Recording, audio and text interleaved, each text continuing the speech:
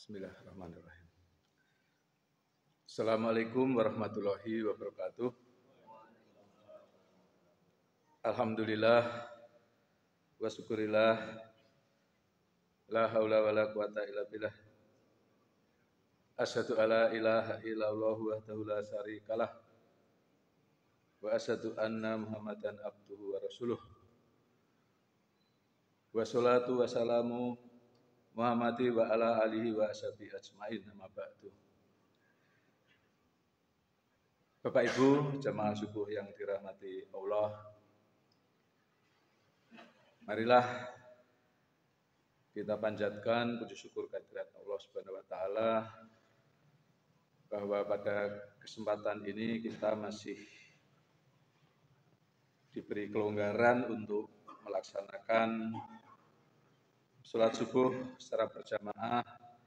Mudah-mudahan apa yang kita kerjakan ini mendapat ridho dari Allah Subhanahu wa taala.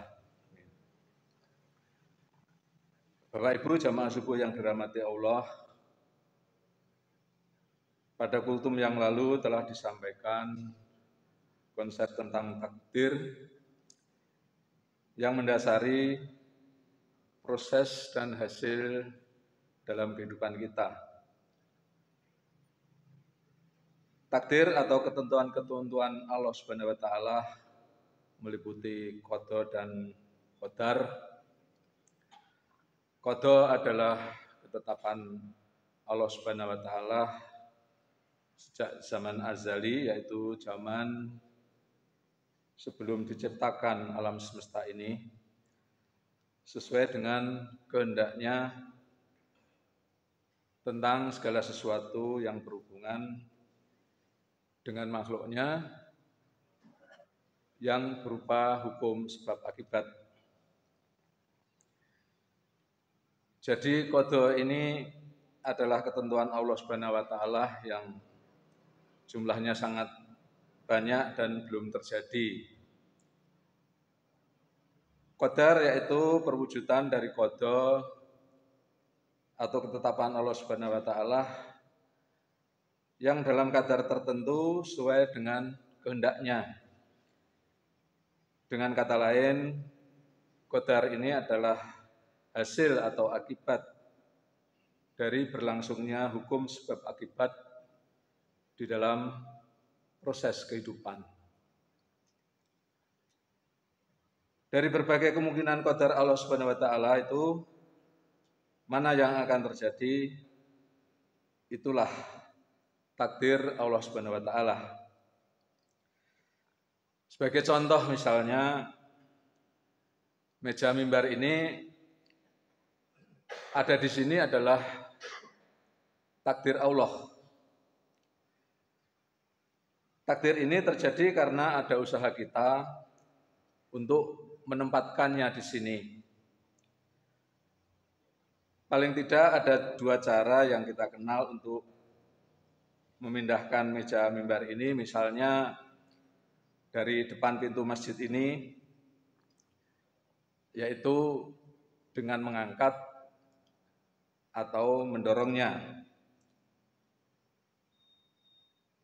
Untuk mengangkat diperlukan gaya untuk melawan gaya berat meja mimbar ini. Ukuran beratnya mengikuti hukum gaya berat yang secara keilmuan telah dirumuskan oleh seorang ilmuwan yang bernama Newton. Sebelum Newton merumuskan hukum tersebut, ketentuan tentang gaya berat ini sudah ada.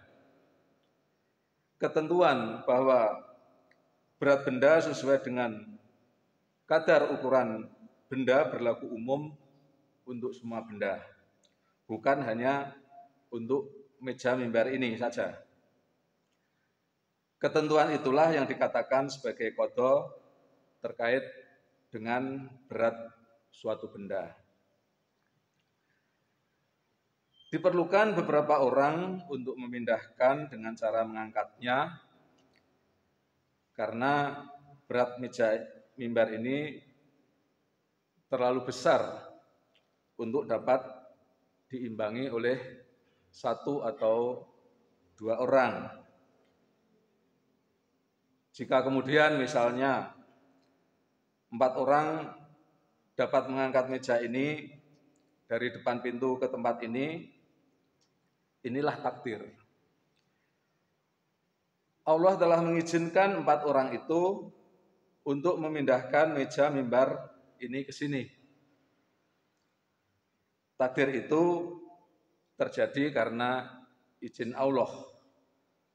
Mengapa demikian? Marilah kita renungkan bagaimana mereka berhasil membawa meja mimbar ini ke sini.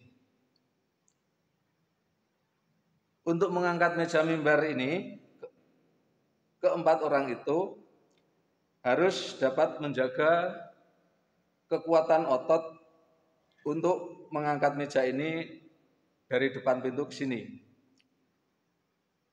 Selama berjalan mengangkat meja, orang memiliki otot yang harus dapat menjaga keseimbangan tubuhnya, menapakkan kakinya di lantai dengan tepat, dan sebagainya. Itulah ketentuan atau kode lain yang berlaku dalam proses tersebut. Dan masih banyak ketentuan lain yang harus dipenuhi sehingga peristiwa yang lain tidak terjadi. Keterlibatan 4 orang itu juga merupakan takdir Allah. Tentu saja takdir terkait dengan keterlibatan 4 orang itu tidak terjadi begitu saja. Terdapat sebab-sebab yang kita tidak tahu pasti mengapa orang itu yang mengangkat meja mimbar ini, bukan orang lain. Misalnya, karena si A dipanggil oleh si B, diminta untuk membantu memindahkan meja ini, mengapa si A yang dipanggil, bukan orang lain? Mengapa mereka memindahkannya dengan cara mengangkatnya, tidak dengan mendorongnya misalnya? Kita juga tidak dapat menjelaskannya. Demikian juga mengapa dalam proses ini tidak ada yang kehilangan kekuatan ototnya atau salah satu kakinya terpeleset sehingga meja terjatuh. Dan masih banyak lagi hal yang harus dipertanyakan kalau kita mau menelisiknya. Dan kita tidak akan dapat menjelaskannya. Namun semua itu terjadi bukan tanpa sebab. Itulah yang perlu kita yakini. Dari proses ini dapat kita simpulkan bahwa sebuah takdir terkait dengan takdir yang lain. Setiap takdir terjadi bukan tanpa sebab. Setiap sebab terkait dengan ketentuan-ketentuan Allah yang bersifat umum atau qada Allah. Ada ketentuan-ketentuan yang telah kita ketahui dan kita dapat menjelaskannya seperti hukum gaya berat, hukum tentang kesetimbangan sebagaimana pada contoh di atas. Sebagian kita ketahui dari pengalaman dalam proses kehidupan, baik kehidupan manusia-manusia terdahulu maupun kehidupan yang kita alami saat ini. Itulah yang kita kenal, kita belajar dari ayat-ayat kauniyah. Sebagian lagi ketentuan-ketentuan itu kita ketahui dari ayat-ayat Al-Quran dan hadis-hadis Rasulullah Shallallahu Alaihi Wasallam. Namun demikian masih banyak sekali ketentuan-ketentuan yang tidak kita ketahui yang berlaku dalam proses kehidupan kita. Masih banyak hal gaib terkait dengan takdir yang kita terima dalam kehidupan ini. Semua telah terdokumentasikan di dalam Lauh Mahfuz sebagaimana ditegaskan dalam firman Allah pada surat Al-An'am ayat 59 yang artinya, dan kunci-kunci semua yang gaib ada padanya. Tidak ada yang mengetahui selain Dia. Dia mengetahui apa yang ada di darat dan di laut. Tidak ada sehelai daun pun yang gugur dan tidak diketahuinya. Tidak ada sebutir biji pun yang dalam kegelapan bumi, dan tidak pula sesuatu yang basah atau yang kering yang tidak tertulis dalam kitab yang nyata, Lauh Mahfuz. Bapak Ibu jamaah suku yang dirahmati Allah, itulah kira-kira relevansi nasihat Syekh Abdul Qadir Jailani yang menyatakan, terimalah takdir yang menyertaimu, janganlah meminta lebih darinya.